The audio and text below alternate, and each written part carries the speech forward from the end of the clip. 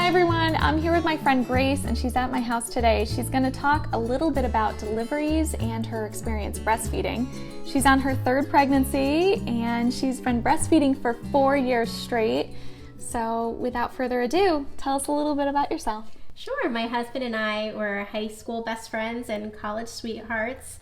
We've been married for almost 7 years. And our daughter is 4, her name is Lillian, and our son is almost 2 and his name's Rowan. And we will be having a third in just over 6 months. So we're very excited about our growing family. Awesome. So tell us a little bit about your deliveries. Did they go as you expected? I don't think deliveries ever really go as expected. My husband and I took all of the courses, read all of the books, and were fully prepared for anything that would come our way. We never anticipated 100 hours of labor. Oh my goodness. Between the two pregnancies and labors. So it was a fairly challenging experience, but we were prepared. My husband was very active within the labor. He timed my contractions, he massaged my back. So I really see it as a collaborative birth experience. It wasn't a stressful 100 hours, but it was 100 hours. Yeah, definitely. So what were the differences between your two deliveries? Well, the first ended up being a natural birth after about 60 hours of labor. The second, after about 40 hours of labor, ended up needing to be a C-section. So it was a little bit disappointing because I really wanted to have the natural birth experience again because the recovery was so great. And then with the second, I had the long labor and the recovery from the C-section. So that was a bit more of a challenge. However, the labors themselves were very peaceful because we had prepared for what to expect in labor. Okay. Do you feel like you preferred one delivery experience over the other, or in the end, just being both you and the baby happy and healthy, most important outcome? I think I definitely preferred the natural labor. Both of them, I didn't have any drugs until obviously the C-section happened. I think the recovery is so much better. You're just able to get back on your feet much quicker. However, I accepted the fact that I had the C-section, and I look back and I'm still grateful for the fact that the baby was born and healthy. Yeah. So with this third pregnancy, are you planning C-section or? Yes, I think with the third we'll plan the C-section just because of how the labors happened, and both were not exactly the situations we really wanted. And after discussing it with my midwife and knowing that she really wants the natural birth option, we both came to a decision that it would be best to do a C-section for this third. So you've been breastfeeding for the past 4 years now. So tell us a little bit about how that's working and why you made the decision to keep going. Sure. Well, I think the doctor hands you the baby and everyone just thinks, you're a pro breastfeeder now, you nurse now. So it's a challenge getting up and running. You have undersupply issues and then oversupply issues that can be very painful physically, emotionally, spiritually. So the journey is just one that you kind of have to adapt to what's happening with your body at the time. So the experience has been overall a good one. However, I've had to deal with some setbacks with not knowing if my baby was getting enough and if the baby was getting too much and that kind of thing. And I think those are all just natural worries that every mother has, whether they're bottle feeding or breastfeeding. But we've chosen to do it so long because we've seen that it's not only been great nourishment for the baby, but it's also been great emotional nourishment for the baby. Doing the extended breastfeeding, I've really seen how when the kids have a tantrum or something happens where they're just inconsolable, being able to nurse them is a great option to have because it's the magic milk. It gives them instant peace. Wow. And so it's been really cool to see how in the beginning it's just keep them alive and moving, as they get older, it's keep them alive and keep them happy and help them feel secure in their surroundings and using the magic milk to do that. Wow, I love that you call it magic milk. That's a great way of putting it because it really is soothing and it's a comfort to them. So that's excellent. I love that. So what is something that you didn't expect regarding your journey breastfeeding? Absolutely. It would be when your milk comes in the beginning. It is so painful. It goes from the sugar cream, which is the colostrum, and then it turns into this milk, but your body is figuring out how to regulate it, how much it needs. Does it need too little or too much. And so in the process, it's very painful. I've been very lucky that my mom breastfed me for 18 months, and Kevin's mom, my husband's mom, breastfed him for 18 months. So in this journey where my body was figuring out how to regulate the milk, they were able to tell me, keep going, do skin to skin. Kevin's mom said, go into the warm shower and massage your breasts if they're in pain. And so in the first 2 months, as my body was figuring out what it needed to do to keep the baby regulated, and the baby was figuring out what to do and how to nurse, I was able to have some strategic advice and help from our moms. Yeah, good support system around you. It was very helpful. That's great. Did you, prior to delivery, receive any breastfeeding education? Yes, my husband and I attended a breastfeeding course, and it was very helpful because we read The Womanly Art of Breastfeeding, the book that is written by La Leche, and it has terrific advice and troubleshooting from moms that have had experience with breastfeeding within the book. So Kevin was actually able to tell me, oh, that's just cluster feeding. The baby will feed for 2 hours sometimes. Wow, so he really took it to heart. Really took it to heart and made sure I always had water by my bedside and by my nursing stations and snacks. And he was able to know what my body was going through and what to say to help me get through some of the harder times when I wasn't sure if I could keep doing it. He really encouraged me to keep doing it. That's great. I love how involved he is with your breastfeeding journey. I think that's been a major part of the success of being able to do it through all of the pregnancies and to continue to do the extended breastfeeding. Yeah. So has the breastfeeding ever dipped, or has your flow reduced when you've been pregnant, or have you seen any change, pregnant, not pregnant, while breastfeeding? I think that the needs of the babies do change and your supply changes with that. So once the kids turn 6 months, they can start having regular table foods. And so your supply does dip at that point. And then as they hit 1 and 2, they need it more for comfort and less for actual nutrition, although they still get the nutrition that comes from it. So your supply is constantly changing. However, the really painful part of your body figuring out the supply is just in the first 2 months as you figure that out. And I found actually with my second, that was less because I was still nursing in my first. Right. So it still actually did have that transition period of the first week or two, but it wasn't as bad as with the first. And you're 16 weeks pregnant today. Yes. And you're still breastfeeding even today. Absolutely. My son, he still likes having it before bed. And so it's been a great experience for us because we know that it does give him some nourishment and gives him comfort before bed. Yeah. When the new baby is here, how do you sort of transition Rowan off of the breast, or will you breastfeed both at the same time? I actually breastfeed them both. Tandem nursing is a wonderful way to connect the family together. There's so much oxytocin running that not only are you connecting with the baby, but the babies connect with one another. It's a really beautiful thing to see. They'll hold hands. Oh, that's so cute. The baby will look at you, but the baby will also look at their sibling that's also nursing, and that connecting oxytocin that's released is between the babies as well as the mom as it's happening. Wow. And it's fireworks. It's a really beautiful moment. So, however, I do put together some boundaries for the toddler so that the newborn who's nursing all day, the toddler doesn't nurse all day. That would be a lot for everyone in the family. Yes. So how I did that was I would say to the toddler, you have 1 ABCs, and I would sing a whole thing of ABCs, and at the end, they knew that was when they were done. And so that helped give us all a set of boundaries so that it wouldn't be a whole day nursing session for the whole family. Right. Okay. So the toddler gets about a minute? Yeah, about 1.5 minutes or so. Okay. But doesn't feel like, but I don't get to. Absolutely. Okay. They still feel involved and that they're not being rejected. Okay. Wow, that's great. And then actually I found with my first, she just weaned on her own. When I stopped offering, she stopped asking.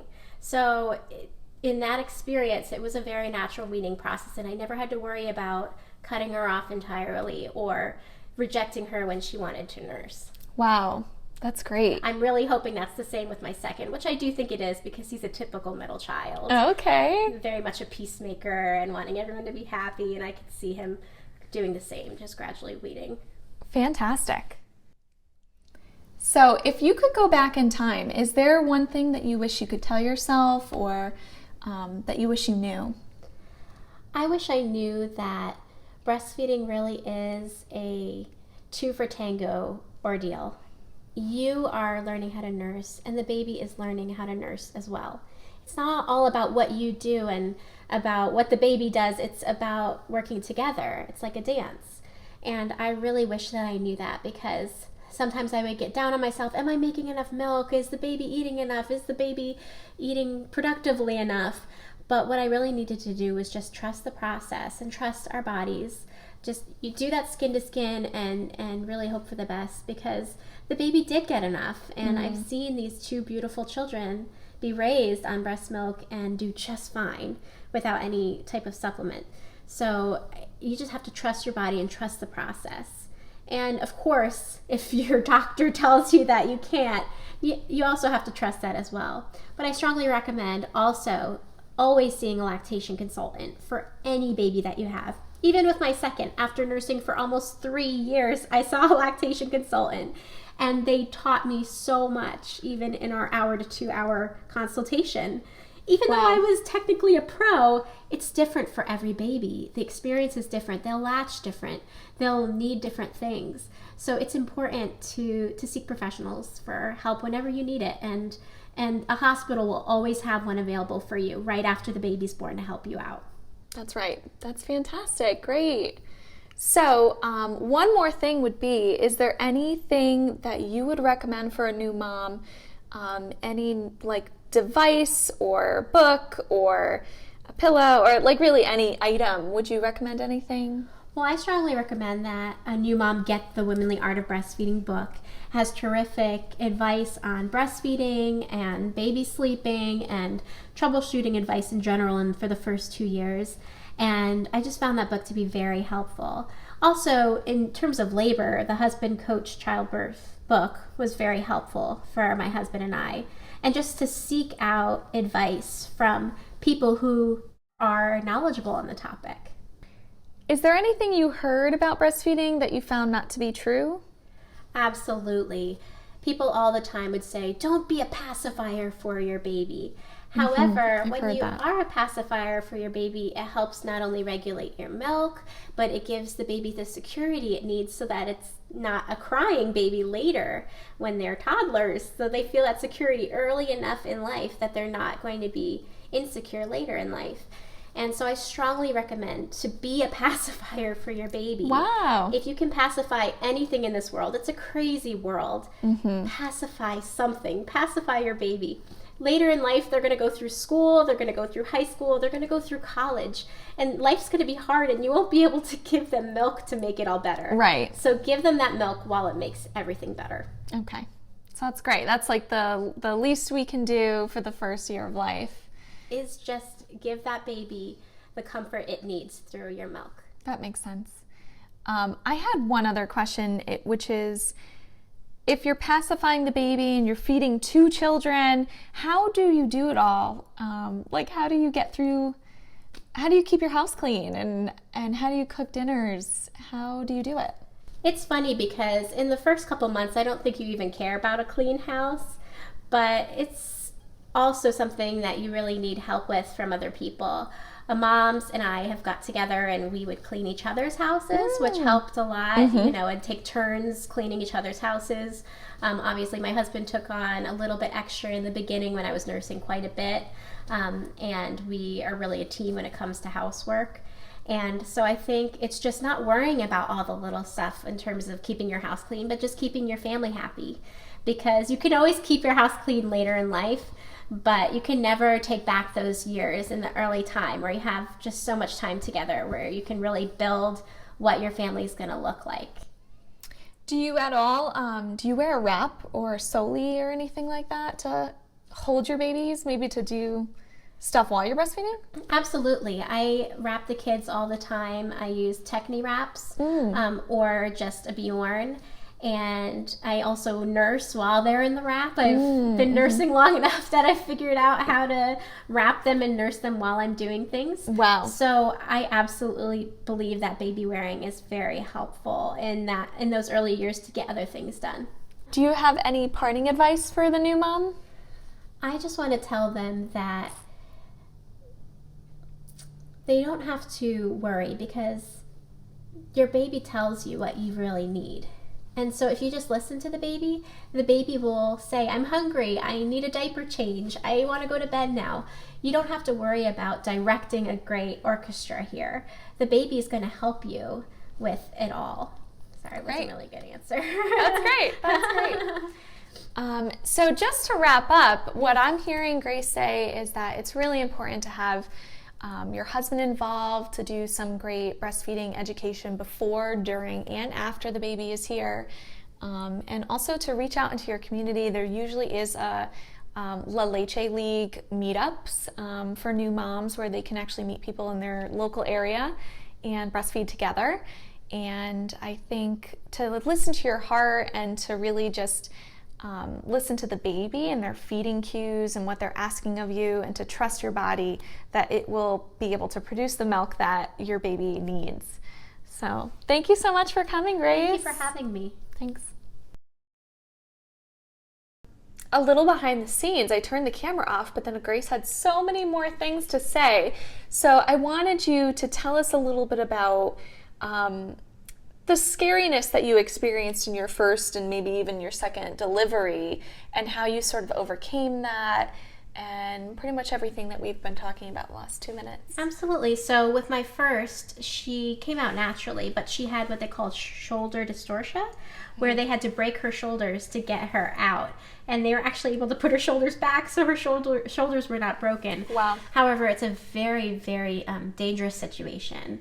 The room was silent. When the baby came out, the baby was purple and silent. It was very scary. Yeah. However, everything worked out. She started crying and she was fine and her shoulders were fine. And, we were able to get past that. And with the second, the labor was not progressing. There was nothing we could do. He had to be a C-section. And that was a challenging decision to make. But the midwives were there, and they actually were in the C-section room with us, cheering us on and taking pictures, which was wonderful. But with the second labor, it was so long, and the labor had gone on so long, and the C-section. How long did that second labor The second labor was 60 hours, I believe. And unmedicated. Unmedicated. And I also had 2 months of 10 minutes apart contractions. They call it prodromal labor.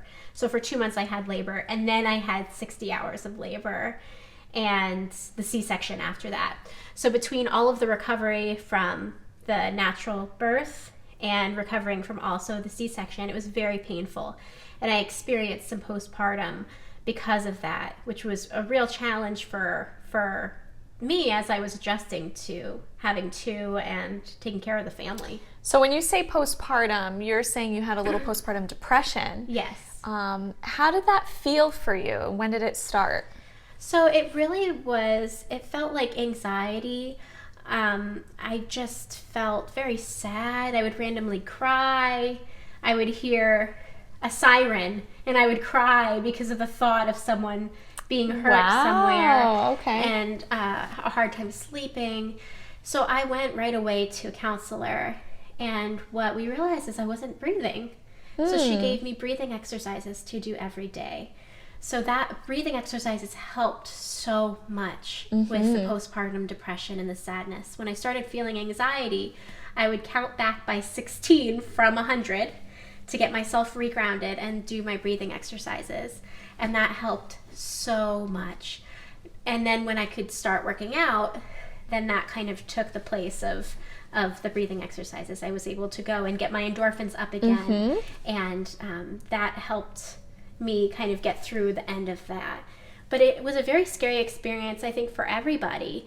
You're mom. You're supposed to keep everybody together. And when you don't feel together, you feel guilty and you feel hurt about that your body is almost giving up on you. Yeah. But there are strategies and things that you can do during that time that are effective and that will help you get through it. So definitely seeking the help of a medical professional is probably the biggest takeaway from that. Did you have to go on any medication or meet with a therapist or just meet back with your midwife a couple of times a month? Thankfully, I didn't have to, but I know plenty of friends that did, and I supported their decision 100%. I think what your medical professional tells you to do that. And I think they'll know the best drugs to give you that are safe with breastfeeding, and they'll know the best things that are good for you to get through that time. Great. Good. All right. So wonderful. Once again, thank you so much, Grace. Happy to be here.